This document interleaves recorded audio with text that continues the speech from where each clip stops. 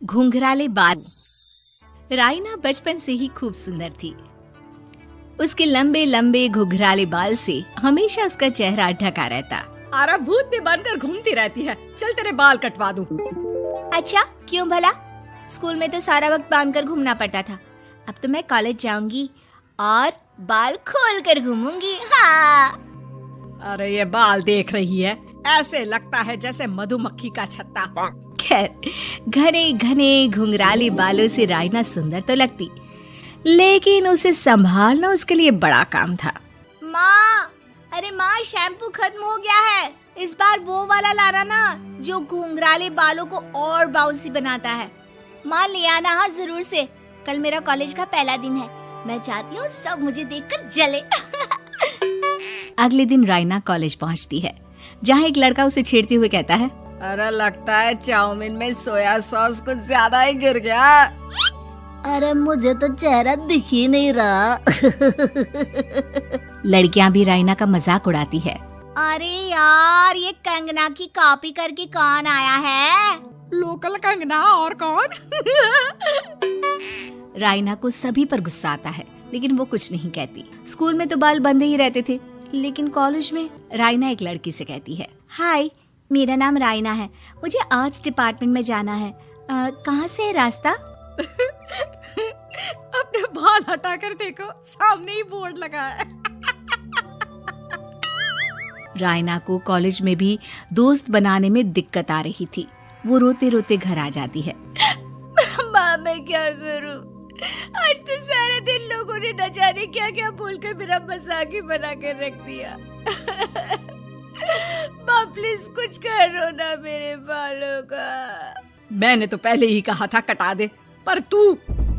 अरे कटाने से क्या होगा, उल्टा जो थोड़े बांध कर ये इन्हें समेट सकती है ना, वो भी नहीं कर पाएगी।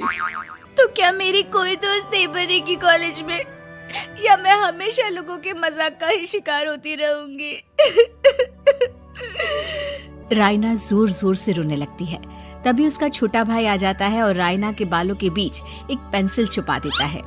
तभी उसका दोस्त भी पीछे से आ जाता है। अरे ढूंढो ढूंढो, कहाँ है पेंसिल? मैं नहीं बताऊंगा। दोस्त काफी कोशिश करता है, लेकिन उसे पेंसिल नहीं मिलती। वो वहाँ से चला जाता है। थैंक्स दी, आज आपके बालों ने तो मुझे बचा ही लिया।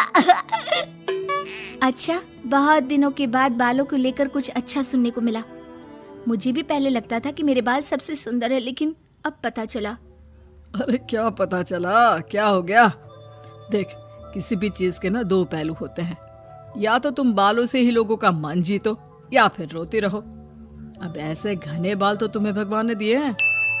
राइना को पिता की बात समझ में आ जाती है। वो सोच लेती है कि जिन बालों के कारण वो कॉलेज में एक भी दोस्त नहीं बना पा रही है, उन्हीं बालों से वो दोस्तों की लाइन लगवा देगी। अगले दिन कॉलेज में डेस्क में राइना बालों को आगे कर लेती है और लोगों को लगता है कि राइना का चेहरा पीछे है, लेकिन राइना घने घुंघराले बालों को हटाकर हंसने लगती है। देखा मेरे बालों का कमाल, इससे मेरा चेहरा भी नहीं दिखता और मैं चलती क्लास में सो भी सकती हूँ। सभी राइना को देखकर हंसने लगते हैं। क्लास में परीक्षा चल रही होती है, तो राइना अपने बालों में चीटिंग के पेपर छुपा छुपा कर आसपास के बच्चों की मदद भी कर देती है, जिसके बाद से तो राइना क्लास की हीरोइन बन जाती है। वाह राइना, तेरे बाल तो बहुत कमाल के हैं। मैं तो इन्हीं के कारण पास हो गई। और पता है, मैं तो अपने काम का सामान राइना के बालों के बीच में ही फंसा देती हूँ। जैसे जैसे काम होता है वैसे वैसे इस्तेमाल करती हूँ। अब तो क्लास में हर कोई राइना के साथ बैठने की जिद करता। राइना में इसे लेकर घमंड आ जाता है। उसे लगता है कि वही क्लास की सबसे डिमांडिंग लड़की है। फिर एक दिन, मैं इस कॉलेज में नई नई आई हूँ, क्या आप मेरी दोस्त बनेंगी? मैं? ओह सॉरी, मैं इस क्लास की सबसे डिमांडिंग लड़की हूँ। हर कोई मेरे साथ ही रहना चाहता है। एक काम करो ना, वो पीछे की सीट दिख रही है, जाओ जाकर वहीं बैठ जाओ।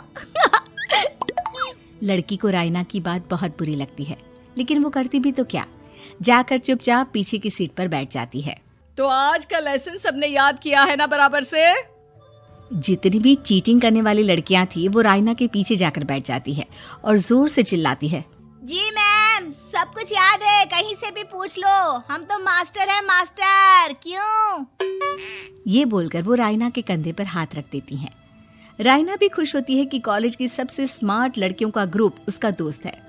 पीछे बैठी वो लड़की देखती है कि कैसे मैडम के सवाल लड़कियां रायना के सर को देखकर दे रही है। शाबाश, मुझे खुशी है कि तुम लोग इतनी अच्छी पढ़ाई करने लगी हो। मैं प्रिंसिपल से कहकर तुम लोगों की स्कॉलरशिप की बात करूंगी, जिससे तुम लोगों के माता पिता का पैसा जो फीस में लग रहा है वो बच जाए। सभी लड़कियां खुश हो जाती हैं। टीचर के जाने के बाद एक लड़की कहती है, गर्ल्स, अब हम लोग ना सिर्फ सबसे स्मार्ट बल्कि सबसे इंटेलिजेंट भी हो गए हैं। इसी बात पर आने वाले संडे को मेरे घर पर पार्टी, सबको आना है, ओके? सभी लड़कियां पार्टी के लिए एक्साइटेड हो जाती हैं। रायना भी। माँ, मेरे कॉलेज की सबसे स्मार्ट लड़की ने पार्टी रखी है संडे को। मैं भी वहाँ सबसे अच्छी दिखना चाहती हूँ, लेकिन ये बाल। घुंघराले बालों का तो कर भी क्या सकती है। तभी उन लोगों की नजर पार्लर के एक इश्तिहार पर पड़ती है जो 3000 रुपए में बाल स्ट्रेट कर रहा था। माँ, मुझे पैसे देना, मैं बाल सीधे करवा कर आती हूँ। संडे को पार्टी में सबसे अच्छी लगूंगी। बस फिर क्या था, अपने घुंघराले बालों को रायना पार्लर जाकर स्ट्रेट यानी कि सीधा करवा लेती है। और फिर पार्टी वाले दिन, हाय गर्ल्स, कैसी लग रही हूँ मैं? ओह नो, शिट, ये क्या करवा लिया बालों का हाल? और जिसके घर पार्टी थी वो लड़की, अरे ये क्या करवा लिया? तुम्हें मालूम नहीं है, जिस बालों में चीटिंग रखकर हम लोग टीचर के अगर इम्प्रेशन जमाते थे, उन बालों को तुमने। अरे हमें तो स्कॉलरशिप भी मिलने वाला था, अब तुमने बाल सीधे करवा लिए। अब तुम हम लोगों के लिए किसी काम की नहीं हो। अरे लेकिन हम दोस्त तो है ना, क्या मैं अच्छी नहीं लग रही हूँ? हमें तेरे अच्छे और बुरे लगने की कोई जरूरत नहीं है। हम लोगों को तेरे बालों से फायदा था, अब वो नहीं है, तो हम तेरे दोस्त भी नहीं है। जा जाकर बाल वापस घुंघराले करके आ, तभी तो हम लोगों की दोस्त बन सकती है। रायना रोते रोते घर आती है और माँ को सारी बात बता देती है। माँ, ला पैसे दे, मैं बाजार जाकर बाल ठीक करा के आती हूँ। लेकिन माँ, मुझे ये बाल बहुत अच्छे लग रहे हैं, काश ये बाल मैं पहले ही सीधे करवा लेती। देख बेटा, पैसे तो मैं तुझे दे दूं, लेकिन वैसे बाल करके तू फिर ऐसे दोस्त बनाएगी जो तेरे साथ मतलब के लिए जुड़े हैं। लेकिन इन बालों में तू ऐसे दोस्त बनाएगी जो तेरे साथ जीवन भर का साथ निभाएंगे। रायना को माँ की बात समझ में आ जाती है।